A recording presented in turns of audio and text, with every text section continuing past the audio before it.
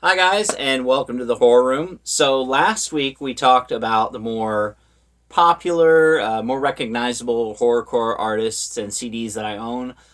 This week we're going to continue that, but we're also going to delve into the more personal, localized stuff, including DIE, Deathly Ill Entertainment. You'll have to excuse this shirt because it doesn't fit quite as loosely as it once did. But I can't bring myself to get rid of it because it's a great memory. It's a great time in my life. Had a lot of fun doing it, but we'll get to that. So let's finish talking about Comatose. Like I mentioned before, one of my absolute favorite artists. I used to have one of his shirts. I wish I still had it. And I also made some masks that I used to wear for my little thing that were kind of tributes to him. So let's talk about some of his music. And I got a lot of these signed when I met him. And let me say, big dream come true. It was awesome. Great guy.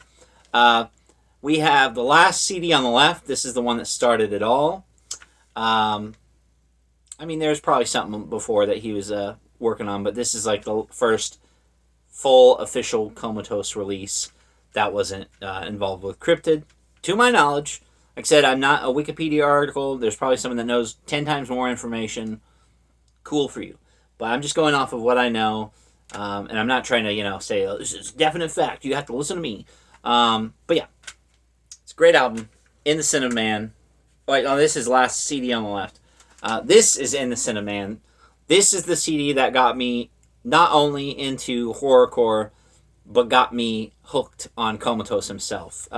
Not in a weird way. But you got Hello Darkness, you got Bring Death, Dead Zombie, Leave Me in the Dark, The Candyman, Suspiria Hymn, Sleep Baby Sleep. So much good stuff on here. Whisper.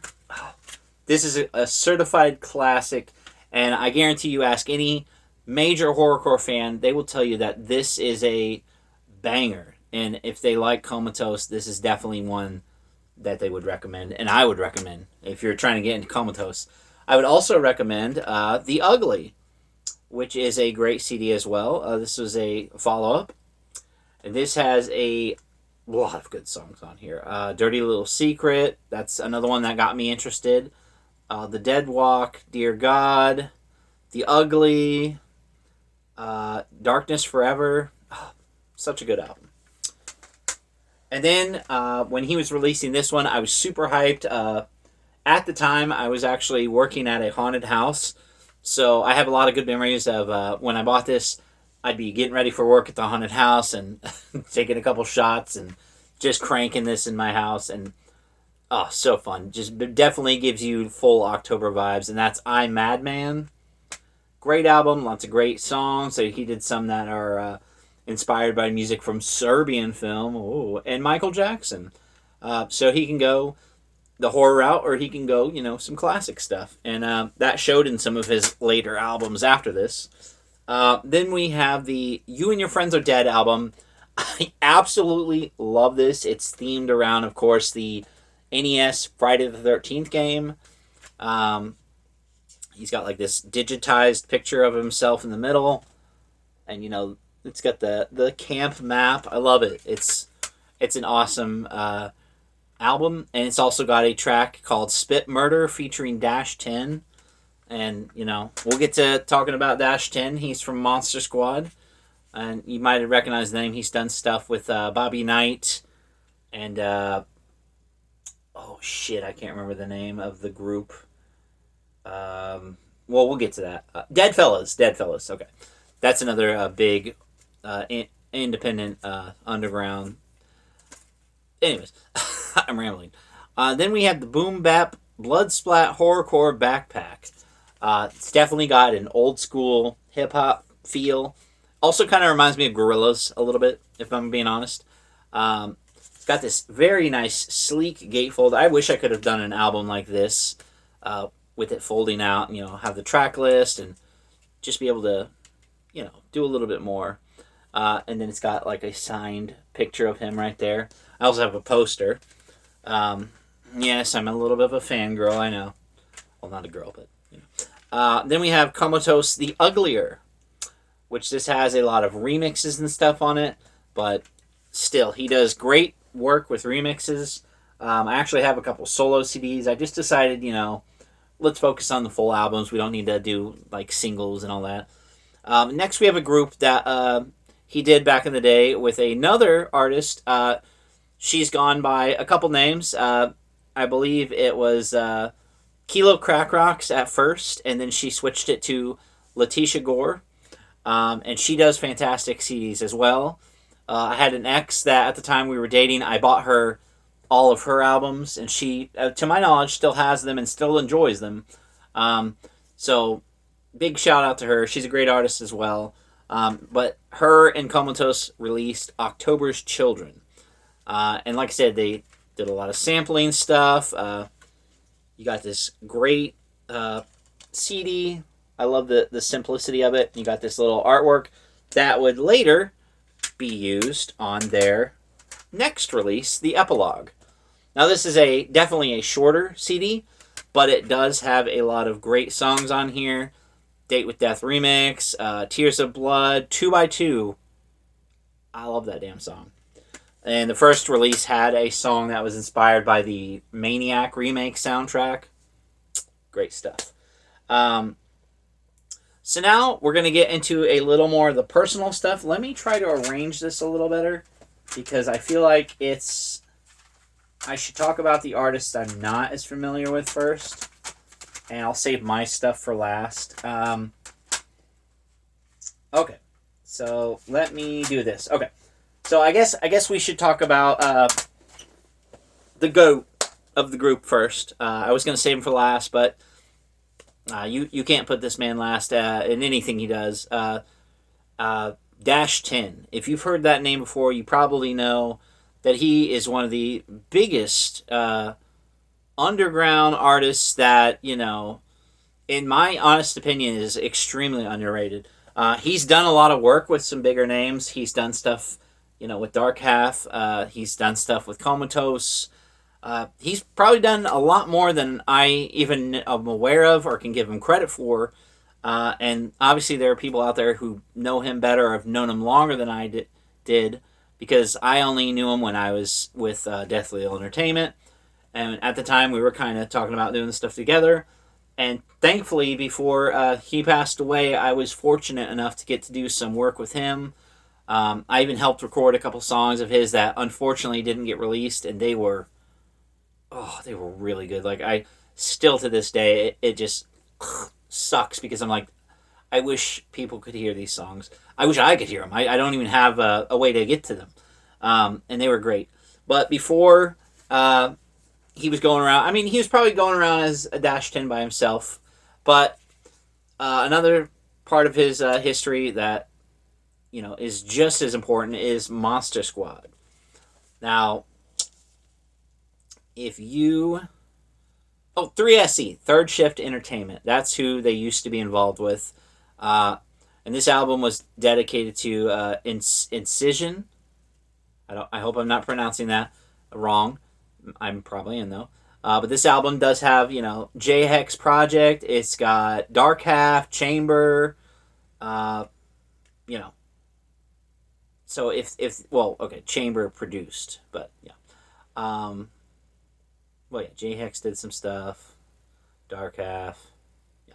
But anyways, this is a fantastic album, and this is honestly one that is from start to finish a love letter to horror movies of this genre. I have horrible memory with some stuff, but I do remember my friend showing me this album, and I was like, who is Dash 10? He's like, oh, it's this guy on the CD. I was like, well, does he still do this? And he's like, oh, he does kind of his own thing now, but I was still interested in this, and I one time saw one of these at Goodwill, and I was gonna buy it, but I already had a copy, and I was like, you know what? Let's let someone else discover Monster Squad, because that's gonna be awesome for them. And it definitely gives you that metal feeling, but it's not metal. But I definitely love it, and it's called Grindhouse Hip Hop. I love that too. Then you have the only album that Deathly Ill Entertainment got to put out for Dash 10, and it was kind of a compilation of some of his older stuff. But I think it was really well made. and it's the Dash 10 Raw and Rugged Mixtape. I do remember when this was put out, 10 was basically just coming on to DIE. We were starting to record for his album with us. And like I said, this is a lot of his older stuff, and I had heard some other stuff before. One of the songs that I was inspired to make, it was a free beat, of course, but he had already previously used. And then when he passed away, I ended up doing a tribute to him at a concert using that same beat and doing his song. And it was such a great feeling to know, like, hey, it's crazy that we both had the same interest in this song. We both interpreted it two different ways, and it still worked both ways. And I honestly loved performing his song. I was more nervous than anything about screwing it up, because it was a show where a lot of people who knew him and knew of his passing. And I was like, you know what? I got to do this in respect and honor of him. And it went really well, and I was really happy with that. And I would definitely recommend, if you can look up anything with Dash 10 or Deadfellas or Monster Squad, please do, because he had a way with words. And I mean, he didn't call himself the king of the monsters for nothing, and he's definitely missed in the genre, because he probably would have went on to do a lot of great things with a lot of great people. And that's really all I can say is, you know, the scene is not the same without him. There's definitely a hole there. Next, we have a group that I think they were also part of Third Shift Entertainment back in the day. And then, of course, DIE, when we were starting out, we kind of started working with them and kind of had like a tight little family unit there for a while. And, you know, obviously back in the day, we didn't have families and jobs and big responsibilities that would prevent us from seeing each other all the time. But still, Dark Half.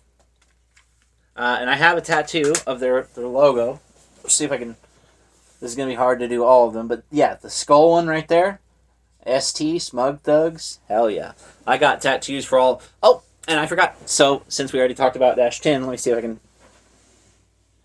It's Godzilla, because, of course, he was obsessed with Godzilla. We got him breathing out the Dash 10 logo. So, I thought that was a pretty cool one. Because the original design I had...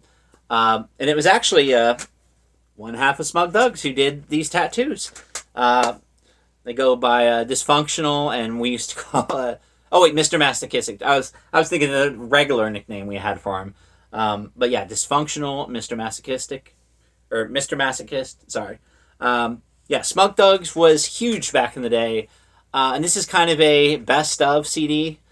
It's got like 16 shots, Stab 'em Up Baby, Original Gore, Director's Cut, Order Up, Dress to Kill. Great stuff. Like, if you are looking for, I don't know, more... What's the word I'm looking for? Not obscure, but, you know, just not as talked about, I guess is what I want to say. Because, you know, I guess it's more local to Indiana, 3SE was. But I know there were some other people that worked with them outside of the state, and they do shows and stuff. So it's not like they weren't unknown, but, you know, underrated, definitely, for sure. So you got Smug Thugz, The Remains. And like I said, I'm going to try to remember to at least include links to like a couple of these albums below in the description. If I forget, comment down below and say, hey, I want to check out Smug Thugz or, you know, Unsound Mindz. Like, put a link up there. Or if I can't put it up there, I'll at least reply to you. But I'm going to probably put a couple up there. Then we have the newest album that they put out under the Deathly Ill label that we had. More like a clubhouse. But Smug Thugz, The Return. Fantastic album. If there's one grief that I had to say, it's a little hard to see the font for this album. But, you know, we were kind of doing this Wild West style. Now, you do have this awesome CD art, and that's on the shirt that I have. That shirt still, thankfully, fits me a lot better than this one, sadly. But that album's great, and I'm actually featured on that album because there's like a camp track we did at the end, and Dash 10's on it too, and it's so good, but it's just really sad listening to it because it's like, man, we were like at our prime, and then just everything kind of fell out from under us. But things change, people change. That's just how life is, and you can't get angry at people because they have responsibilities, or some people fall out and you don't want to hang out with them anymore. But yeah, we're not here to talk about problems or grudges or just life in general. We're here to celebrate the music, and Smug Thugz music, very good stuff. And then we have a couple albums from Dysfunctional. Mr. Masochist was in set to release a solo project, and I was working on verses for that, but that never came to fruition, sadly. But this one did, and that's Dysfunctional Psychoanalysis. And of course, I got featured on a song on here called Sicker Star. We were making fun of mainstream music. It was me and another person named D-Bane, which I think now he just goes by Bane. He's also in a group called No Catch, and him and RT Smooth. I'm pretty sure that's what he goes by. Man, it's not horrorcore, but it's good hip hop. And D-Bane, when he does horrorcore, he gets pretty aggressive, and he's got good vocal range. He can sing, he can rap. Good guy, great guy. And I've done work with him before, and he never disappoints. He also makes beats, and he's really good at that too. I think that's mainly when he does his own music. That's what everyone's hearing is like, hey, this is the stuff that he made. Then we have Dysfunctional, the Killness. This is a little smaller one. It's got tracks in between where people are like, hey, check this guy out, check my music out. So it's like little mini promotions on there, but you get some fantastic songs like My Dark Side, Necromantic, Crazy Like Me, Can't Hold Me Down. Oh, such good damn songs. Inner Demons. This one was a great one when it came out, and I love, again, the simplicity of just the handprint. So this is a great album. So now let's get to the main reason, besides listening to Comatose, that I got into horrorcore, and that's Unsound Mindz. Like I said, I used to work with one of the guys from the band, or group, whatever. They don't play instruments. And he invited me out to their show, and, I come there, and they're all dressed in, short sleeve white shirts, button up with ties.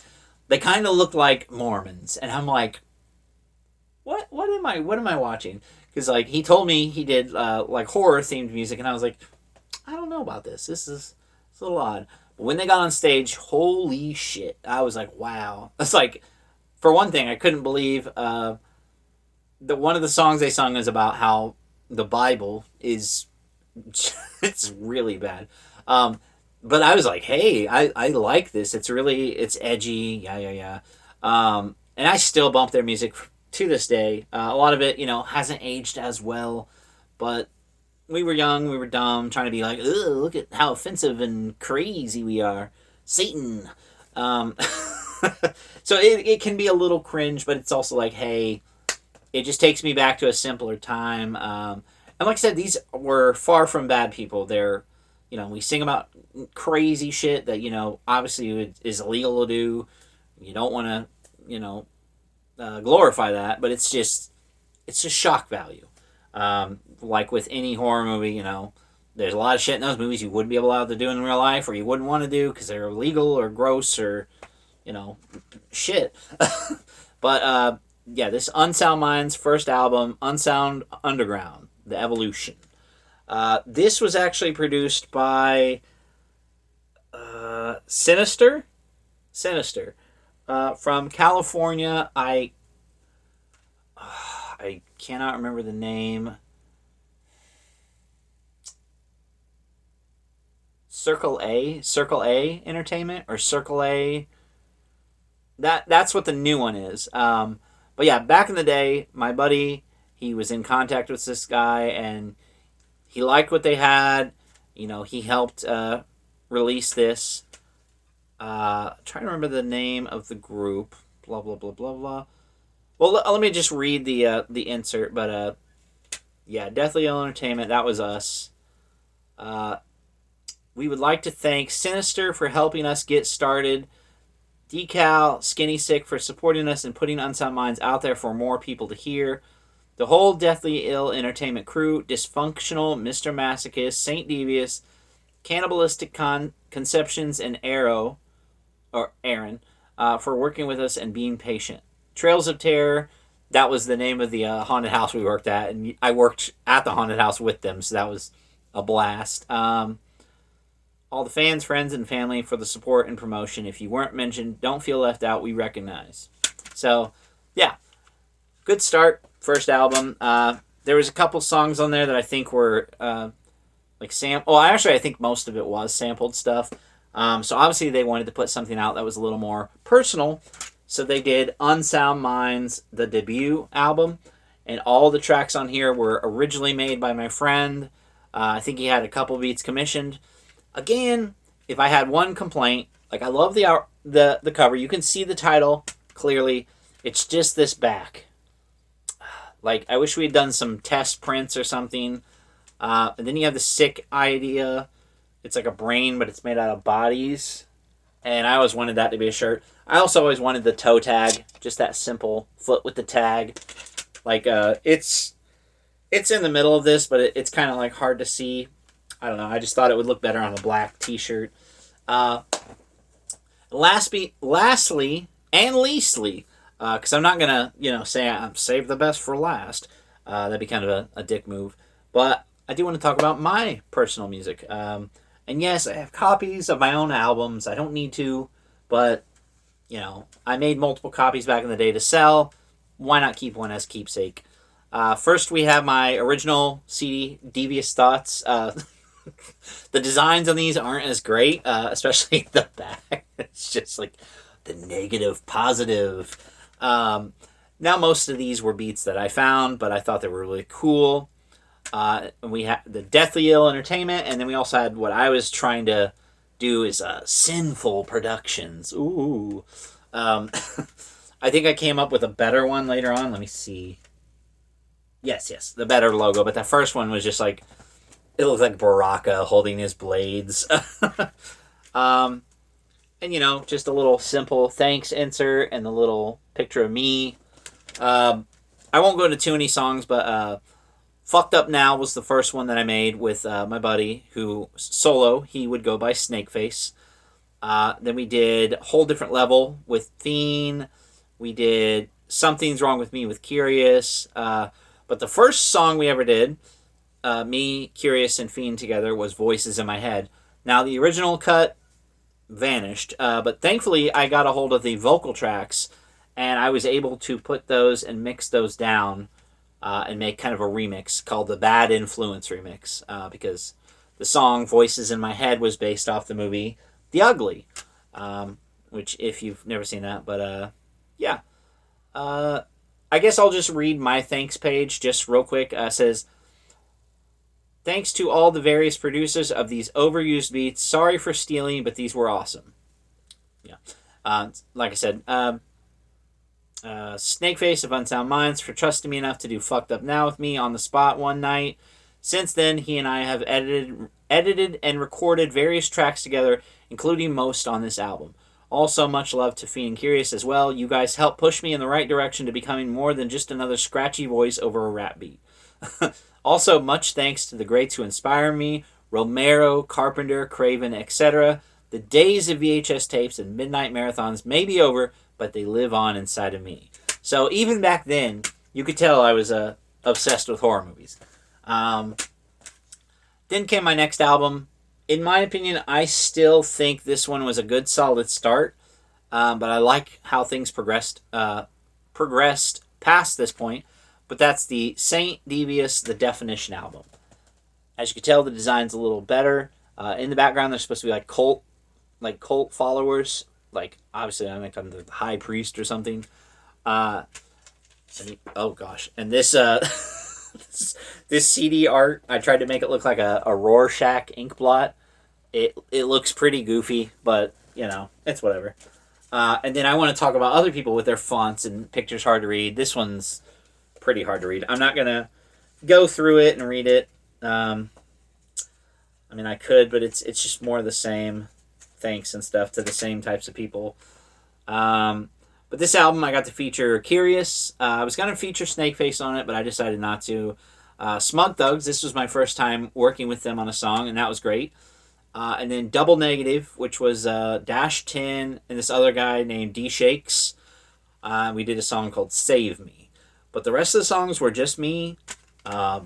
Sampled beats, maybe a little bit of backing vocals for the choruses and stuff, or the hooks.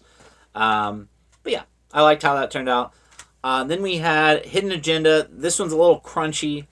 The font, maybe it's the way it compressed, but Hidden Agenda tried to make it look like an envelope to a secret society.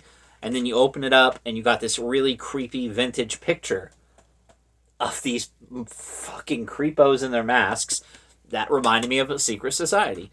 And then you have the new Sinful Productions logo, which I don't know if you could tell, but it kind of looks like a Children of Bodom logo. But it's just a Grim Reaper with a microphone. Kind of silly, but I liked it.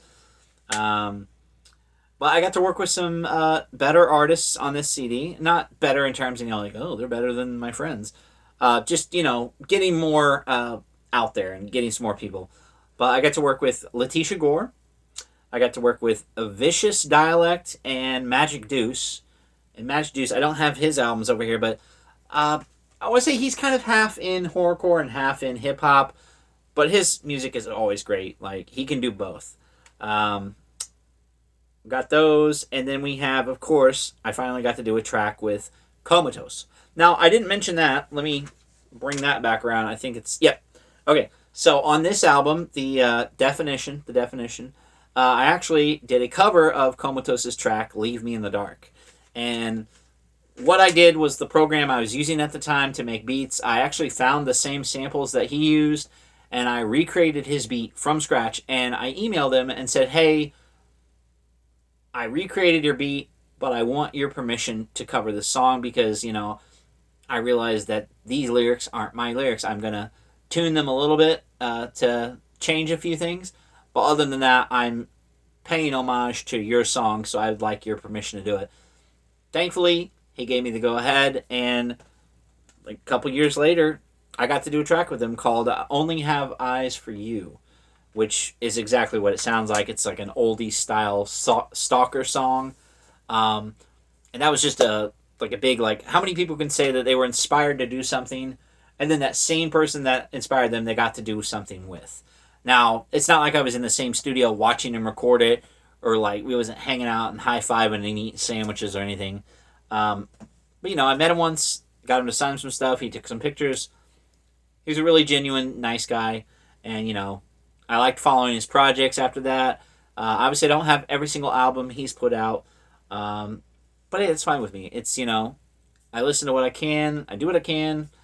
I'm not out there, preaching the horrorcore gospel like I used to. And I obviously haven't performed in years. I think the last time I performed, it was kind of sudden. And I was like, oh, yay, thanks. But yeah, those times when we were performing and stuff, they were a lot of fun. And I don't regret them at all. Now, not everyone wants to go to some random bar to watch a show full of, angry people sing about disgusting things. But for some reason back in the day, anytime, especially if Unsound Mindz was performing, it was hyped and it was a lot of fun.